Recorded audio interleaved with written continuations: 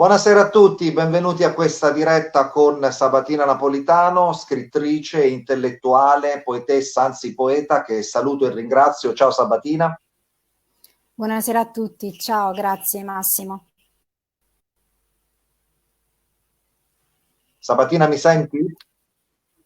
Sì, Ciao, risento. ben Allora, ritrovata. E allora io direi di sì. cominciare subito questo nostro incontro dove andremo comunque a raccontare tante cose, a partire da quelle che sono le tue origini sarde. Tu sei nata alla Maddalena e so che questo è stato molto importante per te, non solo per andare alla riscoperta delle tue radici, ma anche per la creazione della storia che è alla base di Origami. Dico bene?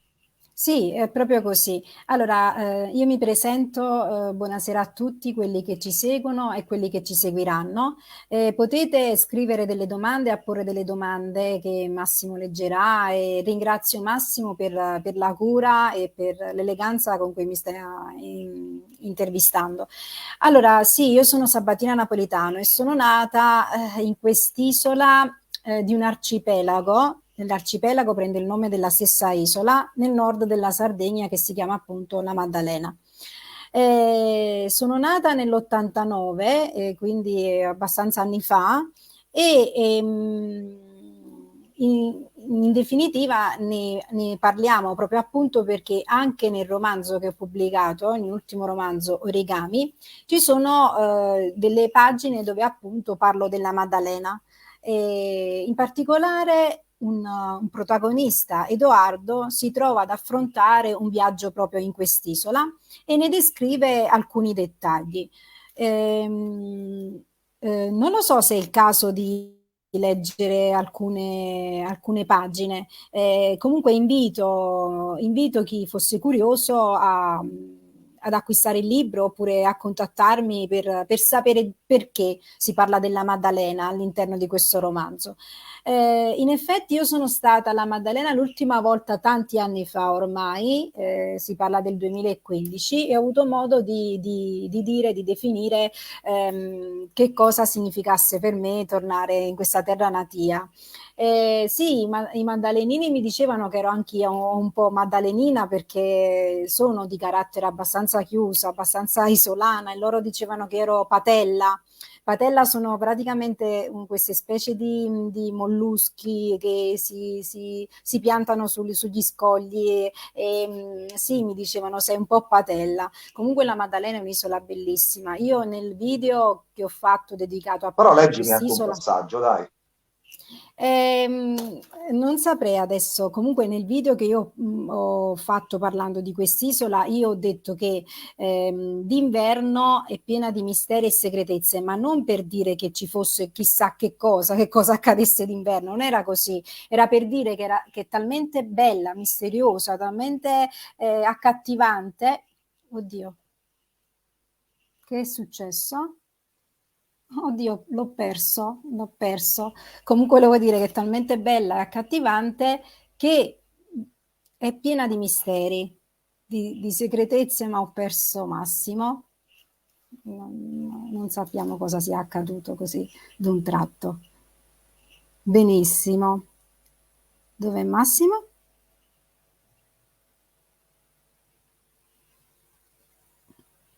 Non, non sappiamo dove sia adesso Massimo.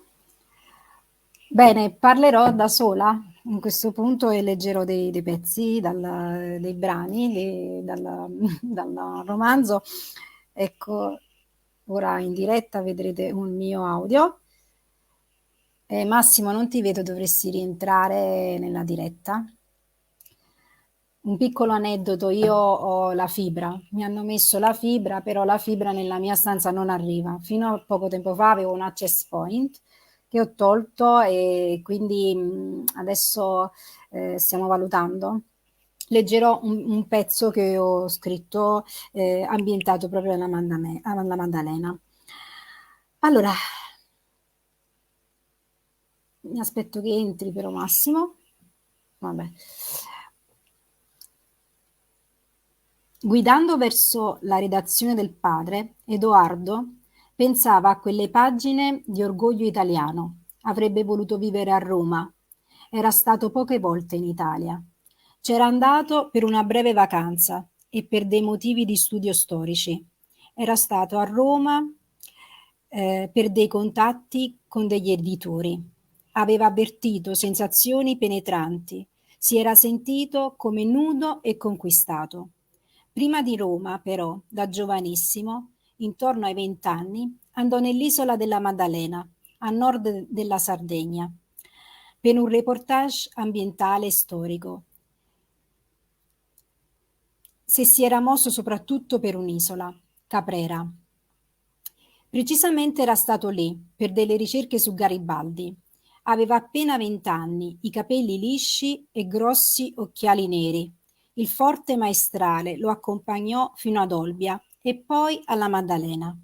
Dal traghetto cominciò a notare le acque cristalline e gli approdi naturali che conservavano dell'isola una bellezza genuina e fascinosa, come una giovane dea o una ninfa mediterranea, avvolta in un'aura di incanto e misticismo. Si comportò per i primi tempi come un buon escursionista, scortato dalla gente che avrebbe dovuto spingerlo per sentieri privilegiati. Edoardo organizzò un sapiente reportage fotografico, soprattutto per i resti del Neolitico, Razzoli e il suo faro e il Monte Budello, nell'isola della Spiaggia Rosa. Al centro dell'isola di Santo Stefano, di 3 chilometri quadrati, si ergeva il Monte dello Zucchero, 100 metri. L'isola era completamente granitica. Edoardo realizzò scatti di diverse foto sulla spiaggia del Pesce, nell'isolotto della Paura, di fronte al villaggio Valtour. Scrisse tra l'altro un epistolario, anche se non aveva nessuna donna a cui dedicare quei momenti. Pensò ad un amico come destinatario. I tramonti a Santo Stefano avevano una magia che non era stato capace di trovare in altri posti del mondo. All'ombra delle tamerici e dei giunghi osservava prati immensi di Posidonia, rimpiangendo quei posti molto prima del suo ritorno a Itac. Un maddalenino gli aveva regalato un dipinto meraviglioso, con una rosa dei venti suggestiva. Conservava ancora quel dipinto alla parete della libreria a casa sua. Ogni volta che passava vicino al dipinto, si ricordava come delle risposte da quel viaggio nell'arcipelago della Maddalena.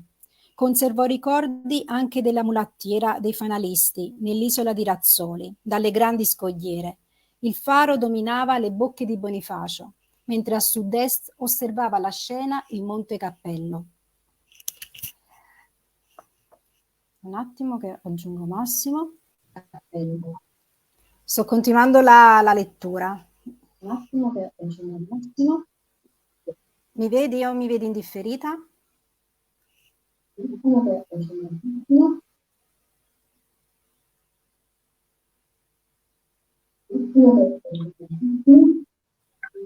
mi senti? Sì, continuo la lettura. Però dovresti chiudere il computer che si sente. Sì, continuo la lettura. Edoardo si era fatto scattare non solo diverse foto coi conigli, ma anche con la Poiana di Sardegna, nelle bizzarre rocce dell'isola. Aveva avuto come la sensazione che durante il viaggio nell'arcipelago tutte le contrarietà sulla sua vita si fossero sciolte, insieme alle contraddizioni che si era portato addosso fino a quel momento. Era stato un viaggio dentro se stesso e dentro le cose. Avrebbe voluto portarci la madre in quelle isole, o Piera, per farle godere dei tramonti dal vivo e non tramite le riprese con la telecamera. Il reportage riscosse un notevole successo, soprattutto la parte girata al Monte Budello, nell'isola della Spiaggia Rosa. Una volta raggiunto in barca il Porto Madonna, si era fermato nell'emozionante spiaggetta di Cavaliere. Così Edoardo, per la prima volta, sperimentò il suggestivo fascino che proveniva dal suo spirito di scrittore. Rimase così affascinato dal racconto del pescatore di Aragoste che trascorreva qui la primavera, che pensò di scriverne un racconto. Fu cura della madre dedicargli un intero numero di origami, insieme alle foto meravigliose degli aironi e delle anatre. Era stato a Budelli da marzo a settembre. Scrisse anche un racconto sulla spiaggia rosa che intitolò La spiaggia rosa è la più bella del Mediterraneo. Quelle enormi rocce, in uno spazio incontaminato e aspro, divennero i rifugi della fantasia dello scrittore, che negli anni dedicò ai suoi romanzi pagine ispirate ai pirati e pescatori che avrebbero vissuto a Budelli. Questa è una parte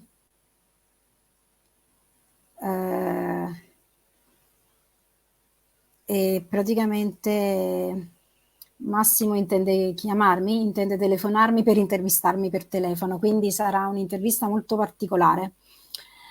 Questa è una parte in cui appunto parlo della Maddalena, descrivo un po' come mai ho voluto dedicare questo passaggio alla Maddalena e in quale cornice è inserito. Chiaramente tutto questo è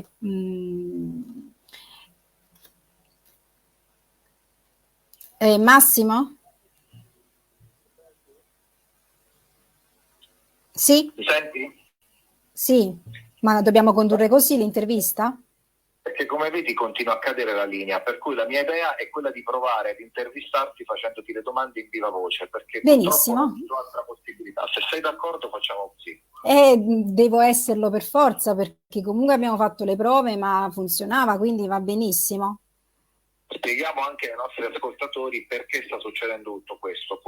Purtroppo ci sono dei problemi tecnici a volte nelle linee internet italiane e questa cosa è, diciamo, avvilente a mio personale giudizio, cara Sabatina, perché poi non ci consente di poter portare avanti delle iniziative anche belle, come ad esempio questa intervista, come altre interviste che hai fatto tu, però siccome noi siamo per la resilienza, io ci tengo comunque a condurre in porto questa chiacchierata, anche perché ho molte cose da chiederti e intanto ti ringrazio perché è stata molto bella questa lettura che ci hai regalato e che già ci consente di cominciare ad inquadrare il tuo rapporto con la Sardegna. Sei d'accordo? Sì, io ti ringrazio, anche se sono dispiaciuta del fatto che non possiamo fare insieme la diretta, ma spero che si senta almeno la tua voce dal microfono. Guarda, io in questo momento controllo in tempo reale, ma mi pare che si senta. Okay. Aspettiamo un attimo. Bene, ho ascoltato in questo momento la diretta, si sente tutto perfettamente, la mia voce in viva voce si sente, quindi secondo me noi possiamo andare avanti. Okay. E ti posso dire anche un'altra cosa, visto che tu sei molto cattolica e quindi comunque, come sai, stiamo per celebrare la Pasqua. Abbiamo fede e secondo me riusciremo comunque, nonostante le avversità di questa sera, a fare una bella chiacchierata. Benissimo. Va bene. Allora, il mio intento è quello di presentarmi agli amici non solo di Sassari, ma anche di Cagliari e a tutta la Sardegna, perché è un battesimo questo che stiamo costruendo, in quanto io non ho mai avuto dei rapporti proprio comunicativi con persone che mi mettessero in contatto con la Sardegna. Quindi per me veramente è un'occasione importante. Un'occasione importante soprattutto sì perché avviene in questo sabato santo. In effetti io sono una persona di fede così come Grazia Deledda. Credo sì che esista Dio, anche se in questo romanzo non parlo spesso di Dio, anzi quasi mai, non è un romanzo che parla di chiese, non si entra mai in una chiesa e in effetti è un romanzo piuttosto che affronta dei temi shintoisti, perché anche in Murakami si ritrova molto shintoismo. In effetti anche gli origami riprendono una tradizione shintoista. La stessa parola kami riprende sia la carta che gli dei, quindi in un certo qual modo piegare la carta, l'arte di piegare la carta avvicina gli dei.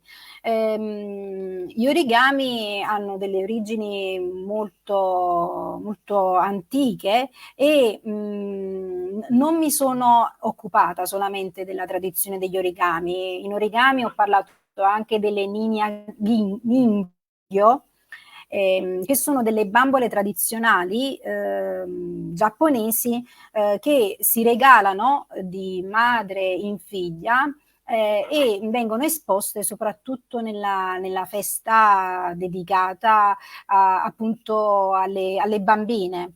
E questo sì è un buon augurio per le generazioni, ma anche per le prime nate delle famiglie. E, sì, l'esposizione di queste bambole mi ha interessato, così come mi hanno interessate varie festività e anche tradizioni giapponesi, anche se il tema che mi ha più ferita e che mi ha più avvicinata a questo mondo è quello di Sadako Sasaki, la bambina appunto che nel letto di ospedale impegnava il tempo che le rimaneva da vivere facendo degli origami.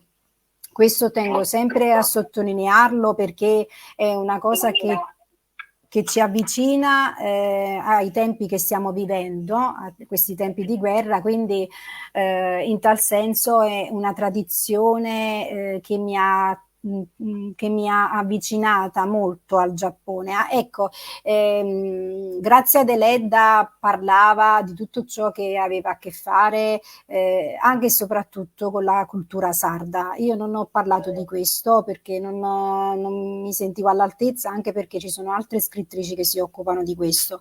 Il mio tentativo era comunque... Premio Nobel, tra l'altro, quindi sì, una grandissima... Sì. Sì, ma va bene, in effetti la lingua, la scrittura di Grazia Deledda è una scrittura che non si ritrova più. È difficilissimo trovare una scrittura a lei simile. E quindi anche perché effettivamente sono passati molti anni e si sono caratterizzate delle nuove correnti, delle nuove mode letterarie, quindi è molto difficile recuperare quel genere di scrittura. In ogni caso sì, anche io ho avuto la particolarità di parlare di tradizioni e culti, anche se di un paese totalmente lontano dall'Italia. Perché ho scelto il Giappone? Ho scelto il Giappone perché nel periodo in cui ho formulato l'ipotesi del romanzo andavo leggendo molto Murakami e sì, e la passione che mi spingeva verso questo scrittore mi ha anche mosso l'idea di chiamare un romanzo Origami, anche se effettivamente il vero e proprio titolo nasce da molti anni prima, vedendo la copertina di un saggio economico dal titolo Il Cigno Nero, e quindi io avevo pensato di scrivere un romanzo dal titolo Origami. E, in effetti Origami ha significato per molti anni quella bottiglia sul tavolo. Quella bottiglia sul tavolo che negli anni si rinnova. Ci sono anche delle figure che vanno vicino a questa bottiglia d'acqua, quindi in un certo modo sono immersa nella realtà di Murakami. Nella mia casa c'è Murakami, c'è molto Murakami, c'è un aspetto del realismo magico nella mia casa, quindi anche appunto per questa ragione, conoscendo l'atmosfera che vivo io in prima persona, ho voluto chiamare questo romanzo Origami.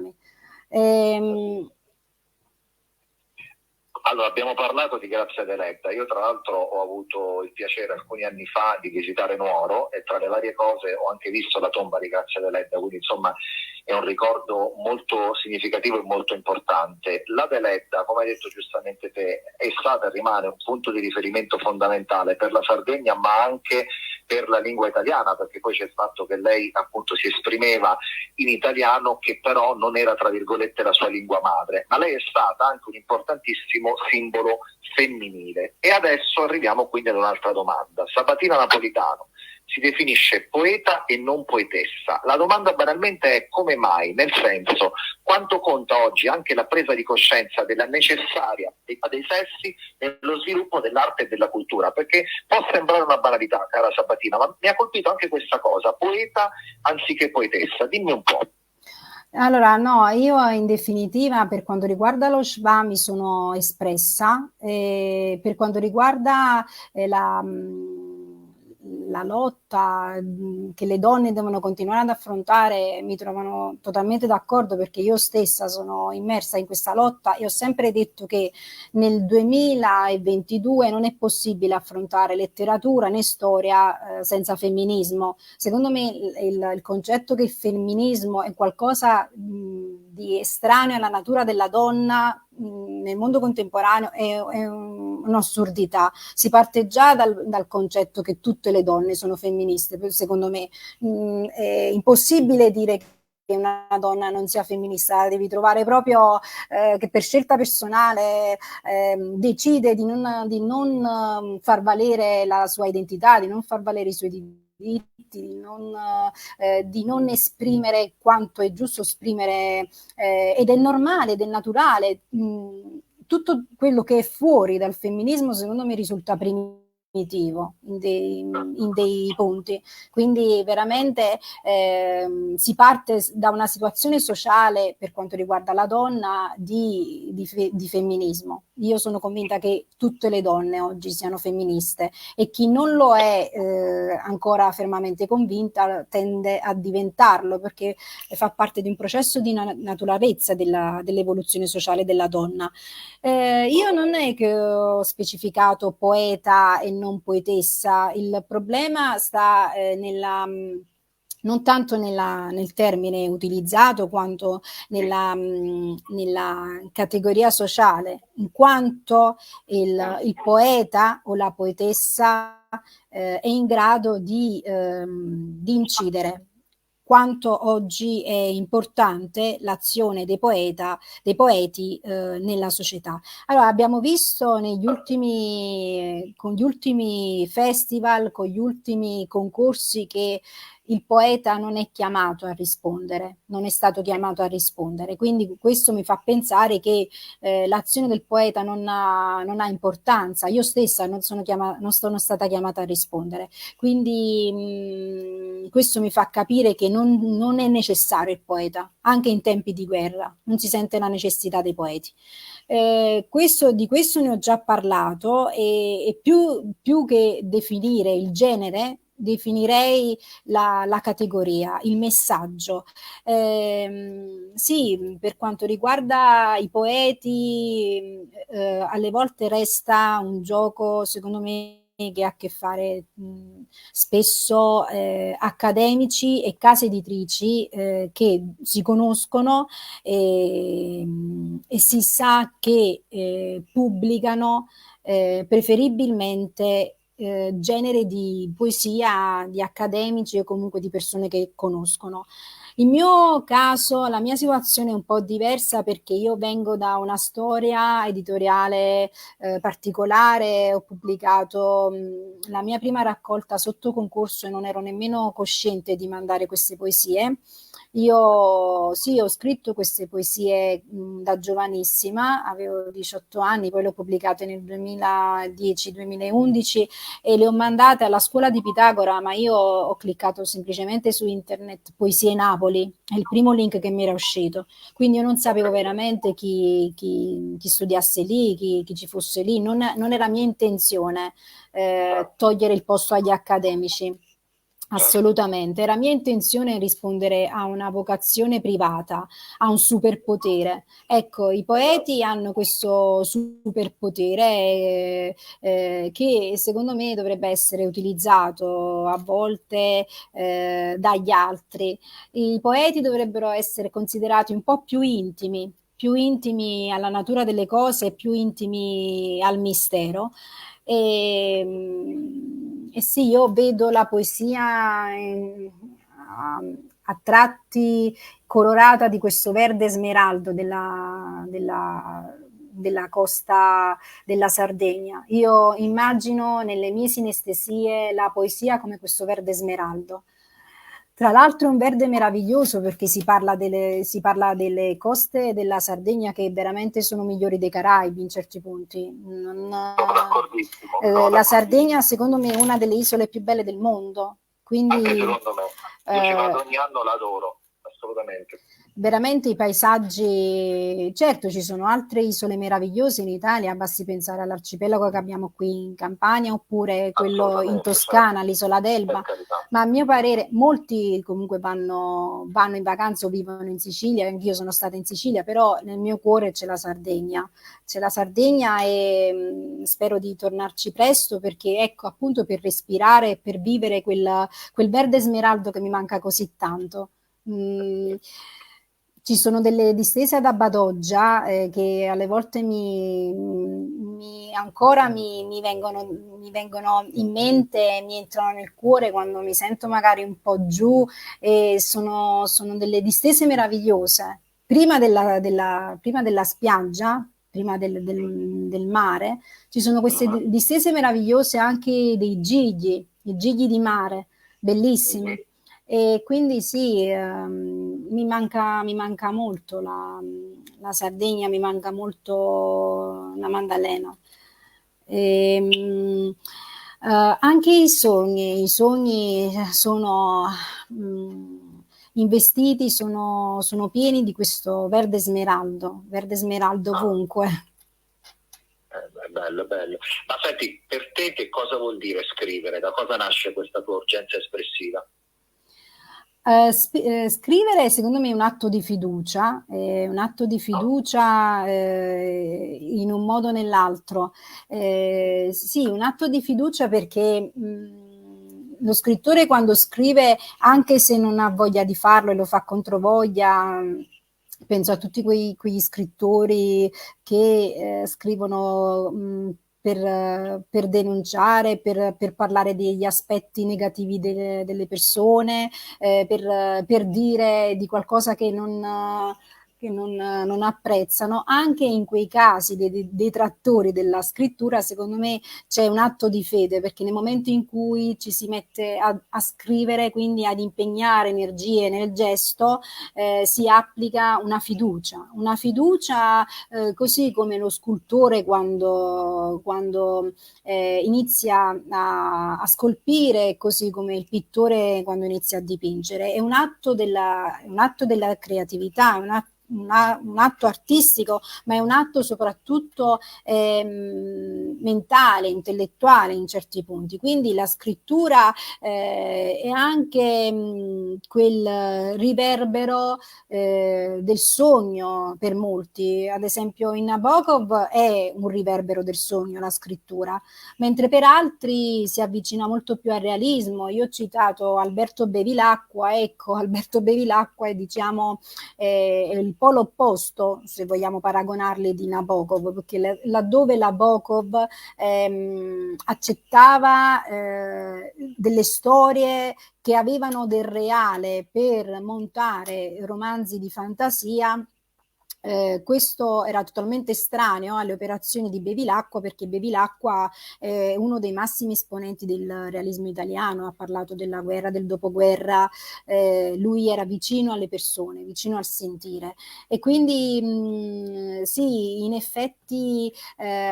in questo progetto di partenza io metterei questi due autori che stanno appunto a significare il senso della scrittura per me oggi. Però ce ne sono tanti che andrebbero comunque contestualizzati, soprattutto per quanto riguarda le donne che sono state più vicine a noi, più contemporanee, di Grazia Deledda. Penso per i racconti ad Alice Munro. Io ho commesso degli errori con i racconti perché chiaramente molti giochi erano già stati scritti dal 2017, si parla di 5 anni fa, era già tutto scritto, quindi io non sapendo di tutti questi retroscena, dei battesimi di retroscena, io non sapendo proprio nulla, mi sono affidata come una stupida, come un'ingenua, mi sono affidata e quindi ho cominciato a scrivere racconti per una vocazione insomma immediata a volte, non ho utilizzato alcuna strategia, alcuna struttura mentale. È stato sbagliato perché io mi dovevo rendere conto dei giochi che erano stati fatti già a partire dal 2017-2018, già queste allusioni tramite fotografie, quindi mi dovevo un attimo canalizzare, ma proprio per essere Sabatina Napolitano e non restare la terza, la quarta, la quinta o addirittura assistere ai matrimoni di terzi in cui ci sono giocatori, Battistuta o altri. Io adoro queste metafore.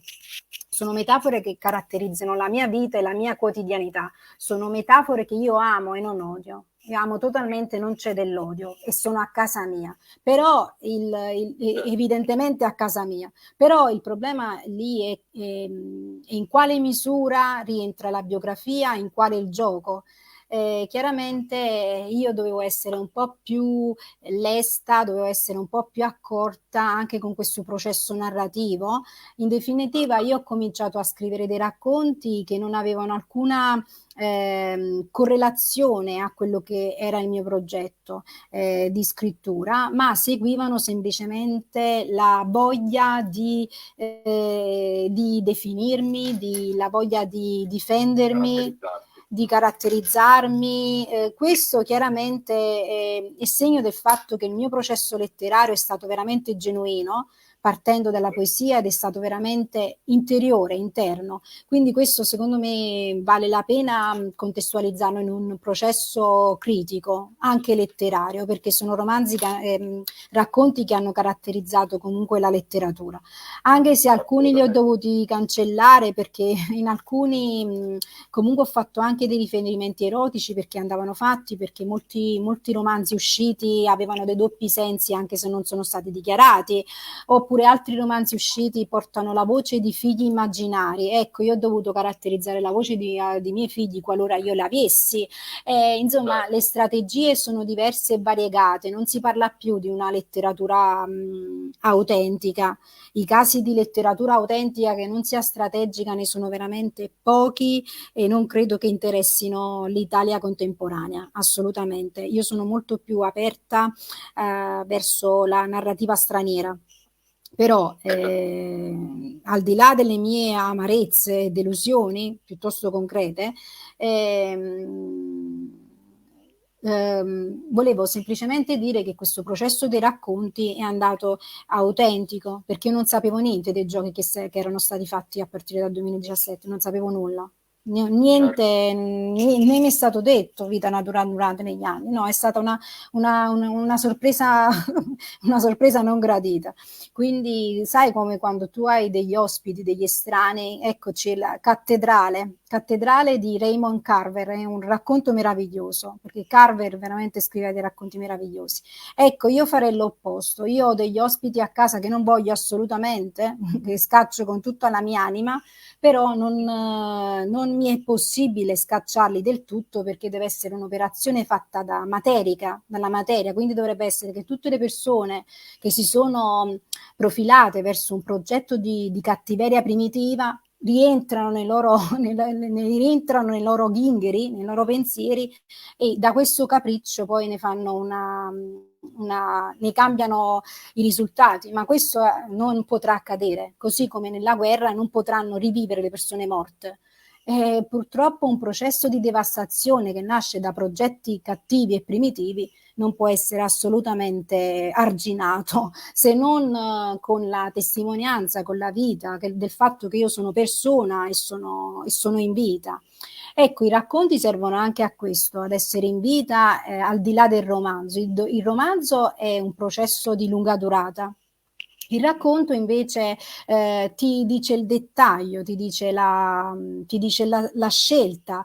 Il racconto ti ti lascia un po' di quella trama che magari hai voglia di raccontare, però chiaramente io adesso non scriverei mai più quei racconti che io ho lasciato, che erano per me strumenti di palestra.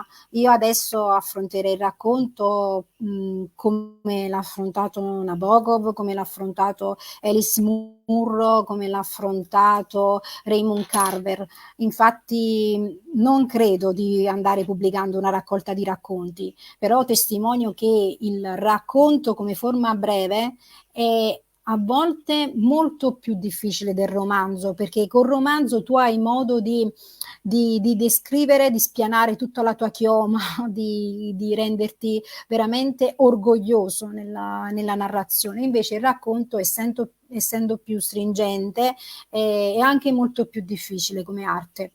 Perlomeno è quello che una domanda bruciante. Chi è Sabatina Napolitano oggi? A questo punto è da chiedere.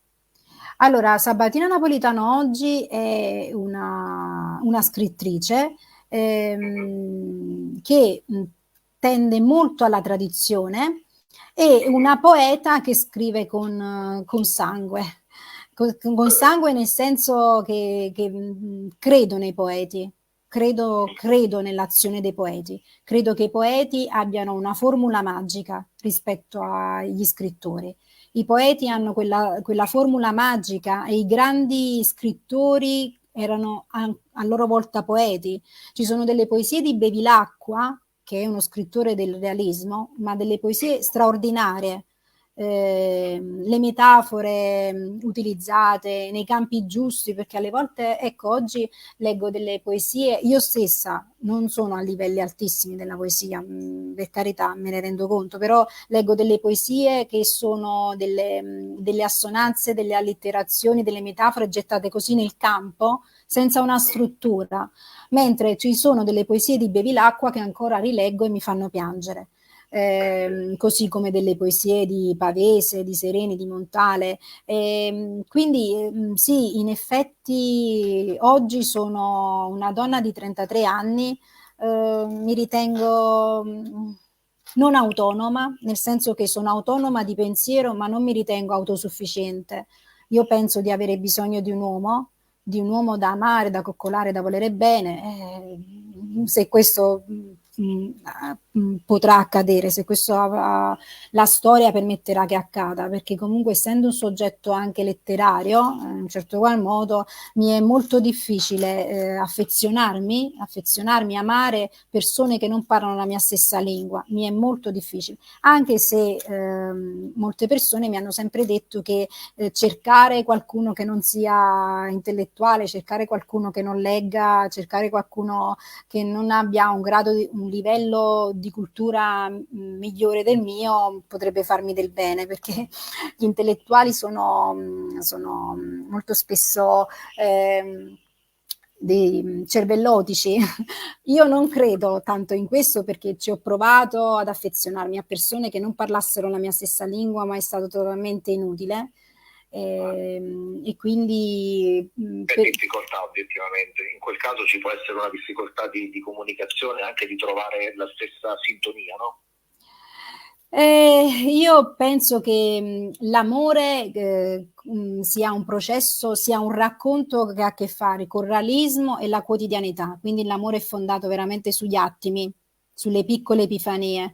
C'è un giorno che puoi amare 100 e il giorno dopo puoi amare 20, quindi l'amore è anche l'intensità di una mano invisibile che metti nelle cose, che metti nei gesti. Quindi un uomo si può innamorare di una donna per come mette il rossetto, per come si muove nella stanza, per come muove il culo, e non è detto che si innamori delle poesie o del cervello. Il processo di innamoramento veramente è legato a degli aspetti psicologici anche del momento che si vive.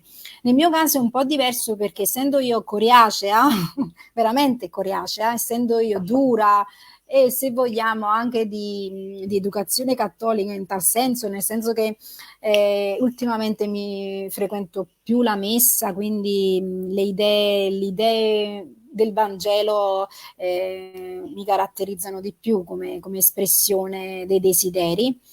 E mi è difficile che un uomo mi prenda per la chimica, mi è veramente difficile, anzi io non li guardo proprio.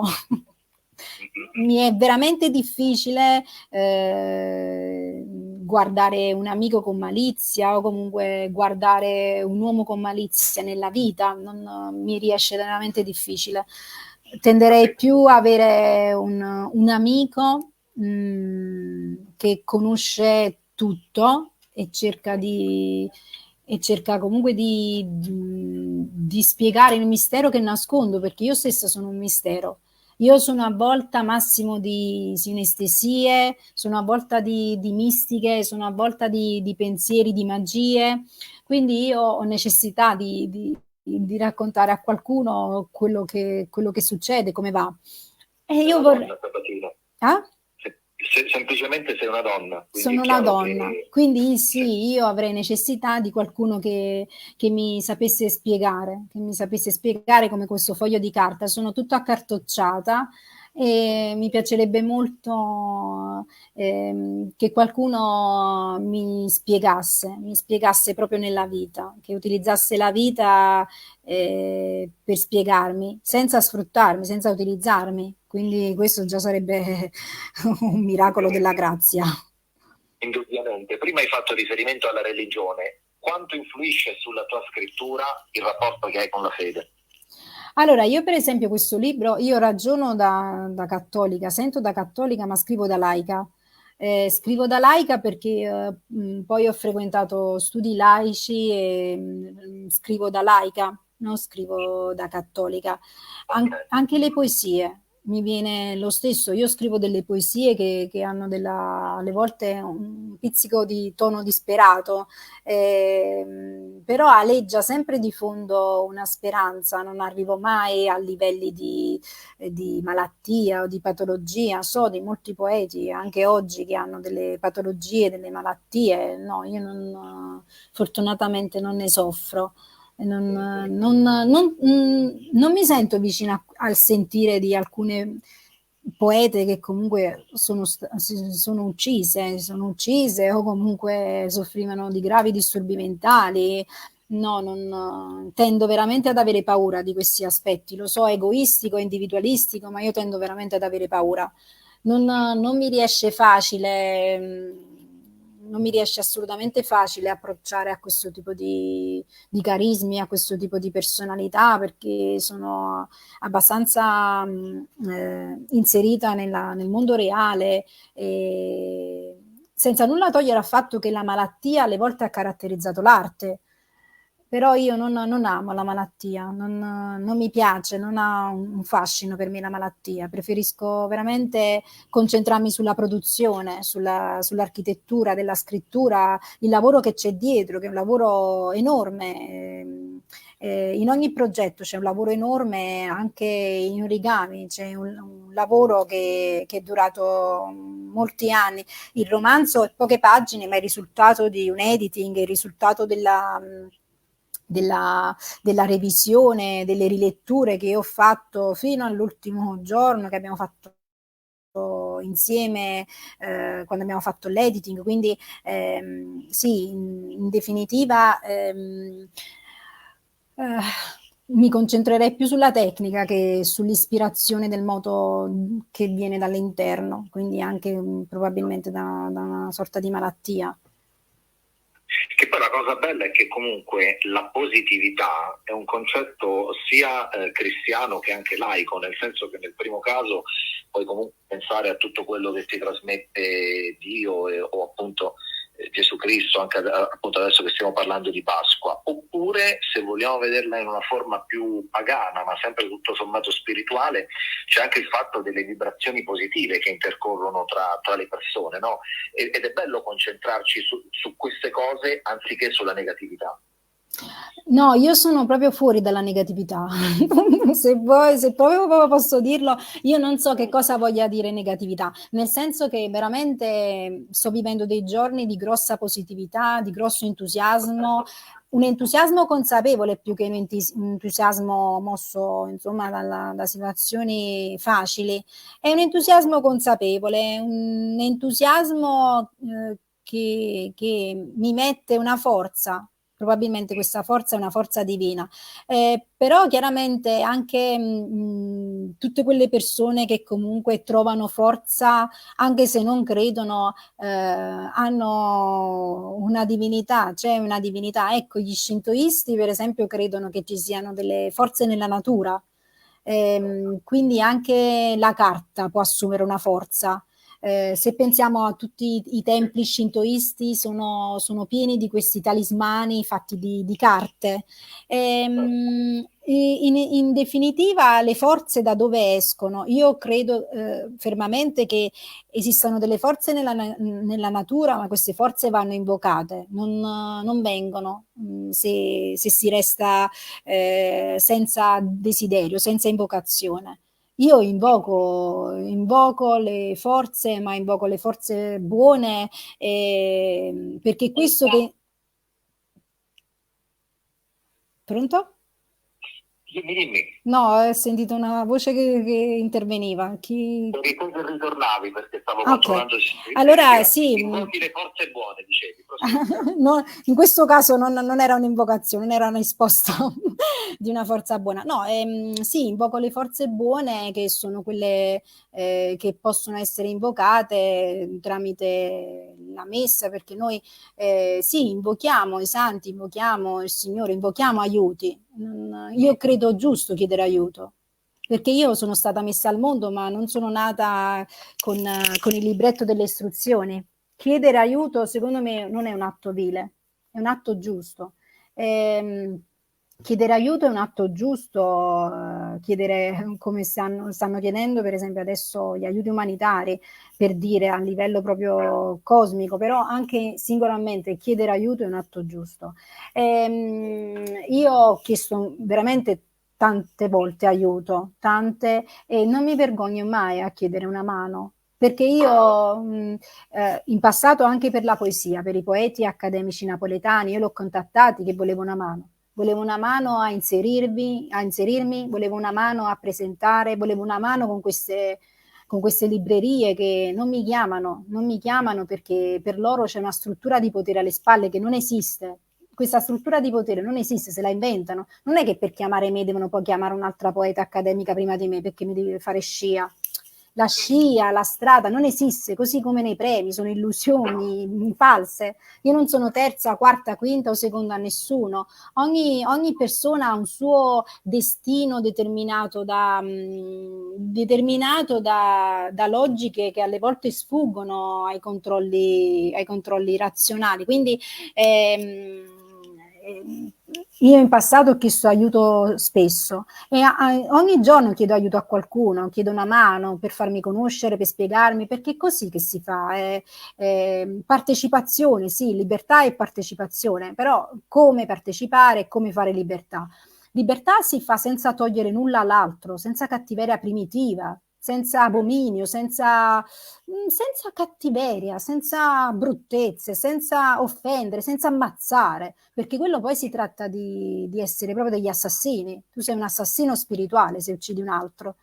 E se gli togli l'anima, allora, se per esempio una persona per anni si è dedicata a uno scrittore e ha delle energie legate a uno scrittore e anche a persone che hanno caratterizzato la vita di quello scrittore, se tu gli mini questa libertà, tu lo stai assassinando, tu gli stai togliendo l'anima, gli stai togliendo la poesia, gli stai togliendo quello che è. Ma tu non sei nessuno, anche se ti spinge il tuo fidanzato, tuo marito, non lo so, l'università, se esiste un'università così folle, così cattiva, così perversa, cioè anche se sei spinto o spinta in questi termini, ma io non riesco a capire tu come possa guardarti allo specchio. Onestamente io auguro ogni male possibile, ma questo per quanto riguarda il rapporto con i nemici. Con gli amici invece io partecipo perché l'amico è una persona libera, quindi è libera quanto me. Ho tante amiche che sono libere, scrivono romanzi come vogliono e non interrompono le mie relazioni e io non interrompo le loro, dico meglio.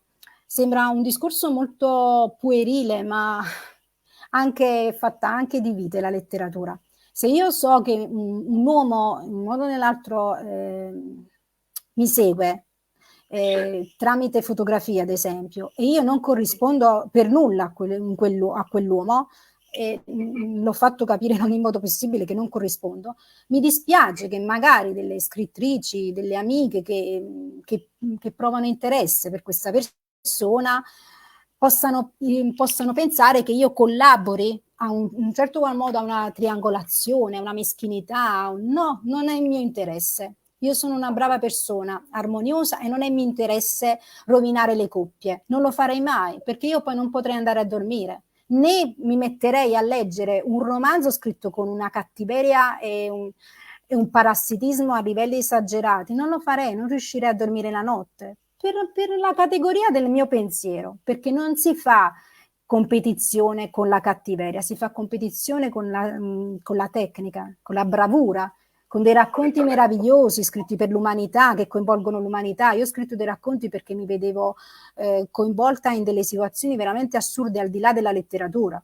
Quindi io l'ho dovuto scrivere per arginare quelli che erano i campi tra influencer, attrici, non si capiva più niente. Quindi mi muoveva comunque uno spirito buono, benefico, gratuito, positivo. Però comunque, ecco, per dirti che io non sarei mai una rovina famiglia, anzi io ho messo insieme molti dei miei amici. Quindi che bello. sì, quindi sono veramente una brava persona nella vita e rifuggo chiaramente i malvagi dal pensiero primitivo. Allora, tu puoi avere pure 3 lauree, ma se sei malvagio dentro non ci fai nulla, capisci? Invece puoi essere ignorante e sei una persona talmente buona che ha un livello intellettuale migliore di molti. Il mio atteggiamento è questo verso i rivali: rifuggo dai malvagi e invece seguo le persone che hanno la mia forma mentale, cioè quella dell'interesse letterario, della critica, del vantaggio della comunità. Quindi persone che tra l'altro io accetterei in casa mia, nel senso che so che non mi maltrattano, che non vogliono rubare cose, che non sono persone perverse, non è il mio gusto, io non le farei mai prendere il caffè a casa mia.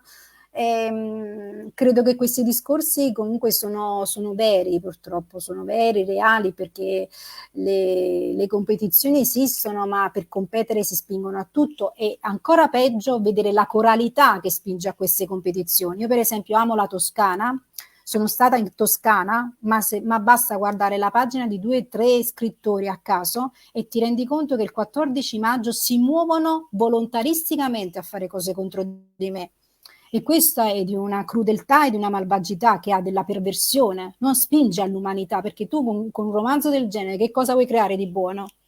Cioè è solo uno sfogo individualistico, una manipolazione, qualcosa che è contro al principio della libertà come partecipazione. Quindi non ha socialismo, non ha comunismo, non ha concetto politico, né sociale, è inutile. Io non so come queste persone il 14 maggio si mettono e pedissequamente, con allusioni varie, fanno cose anche dirette contro la mia persona. Vabbè, comunque io non soffro di manie di persecuzione, ma è per dire che nonostante io non abbia pubblicato Mondadori, Feltrinelli, Einaudi, non ho pubblicato per un grande editore, io vengo bersagliata. Vengo bersagliata e non ho colpe di questo, perché io sono una pasta di pane che vivo isolata, e figuratevi che a Napoli non hanno ancora avuto il coraggio e la buona educazione di invitarmi a presentare il libro. Quindi pensate, dietro al mio sorriso quanta sofferenza esiste. Esiste una grande sofferenza, ma questa è una sofferenza che è propria di tutti gli scrittori. E anche in qualche modo può essere, per assurdo, una forma di ispirazione, se si riesce, come credo sia appunto il tuo caso, a catalizzarla poi in energie, uso ancora questo aggettivo, positive, che poi portano comunque alla creatività, non credi? Sì, io quando vedo che divento nera, che magari in passato mi è capitato molto di essere nera, io lo dico per esperienza, c'è stato un periodo della mia vita in cui mi sentivo Lilith, non so se è presente, ero molto nera, molto, ero brutta, nera, proprio la mia anima era sporca, eppure io portava ad essere brutta anche fuori. Sì, brutta fuori e dentro, brutta fuori e dentro. Io invece adesso ho trovato nella messa, proprio nella messa, un senso di gratificazione, però alla messa andavo anche da ragazza, nel senso che andavo anche da giovane. Io prima di andare a scuola avevo 16-17 anni, perché io comunque ho fatto scuola in città, quindi dalla provincia me ne andavo in città, e in città c'era questa grande chiesa che è la chiesa del Gesù Nuovo, dove c'è San Giuseppe Moscati, e quindi io prima di scuola mi prendevo il treno ancora prima, alle volte alle 6:30, per la messa, perché mi piaceva tantissimo. Poi il mio era un liceo comunista, e penso che è ancora un liceo comunista, quindi io ne parlavo con gli amici e con i professori, loro mi dicevano che pregare ossigenava il cervello. In effetti la preghiera, così in ogni religione, è una cosa di positivo, è veramente positivo, e io nella messa trovo la verità che cerco, che magari non è quella che io pensavo. Allora io ho un nervosismo, porto rancore, un piccolo rancore che nella messa si volatilizza, ma veramente si volatilizza. Quindi alle volte, quando vedo questi tentativi crudeli, la crudeltà veramente mi è distante, credo sia un'inutile perdita di tempo. Poi il successo è fatto anche di crudeltà. Abbiamo visto che la natura del successo è una natura crudele. No, io non voglio avere successo per essere crudele. Non voglio essere crudele per avere successo, no. Io ti consiglio assolutamente di andare avanti per la tua strada, perché vedo che comunque ti impegni molto, stai creando anche un bel cenacolo di persone che comunque sono diventate anche dei punti di riferimento di questo bel circolo. Dico questo perché insomma ho avuto modo anche di guardare appunto le dirette precedenti con intellettuali, con altre persone, per cui sicuramente ti incoraggio ad andare avanti in questo senso, perché credo che sia la cosa più giusta da fare e la strada da seguire, insomma. Sì, io poi ho degli appuntamenti già fissati nei prossimi giorni, quindi veramente non avrò un momento per respirare. Anticipiamoli. No, uno non lo posso anticipare, però posso dire che è il 4 maggio, che ho degli amici di Pesaro, e poi sì, ho altri prima, che però non posso ancora anticipare, che sarebbe meglio non anticipare. Però sì, in effetti mi ha fatto molto piacere, Massimo, questa intervista. Non è che potresti tentare di entrare, no, è inutile. Vabbè, però abbiamo provato una formula nuova dove vengo intervistata e non c'è l'intervistatore. Diciamo, questa è una cosa che ho imparato con gli anni, che certe volte bisogna trovare appunto delle soluzioni pratiche che ti consentono comunque di portare a casa il risultato. Noi potevamo tranquillamente abbatterci, magari addirittura arrivare a sospendere questa diretta. A che proprio? In realtà, se tu devi lanciare un messaggio, l'importante è che lo lanci. Poi il modo che puoi riuscire ad escogitare per far arrivare questo contenuto, per veicolare questo contenuto, diventa per assurdo un problema secondario. Io credo che questa sera siamo riusciti comunque a fare una bella diretta, e di conseguenza, cara Sabatina, non posso vedere anche per me è stato un incontro interessante. Va bene. C'è Briciola che chiude la telefonata. Ti ringrazio, Massimo, ciao. Grazie a te, buona Pasqua. Buona Pasqua, ciao. Ciao a tutti, grazie.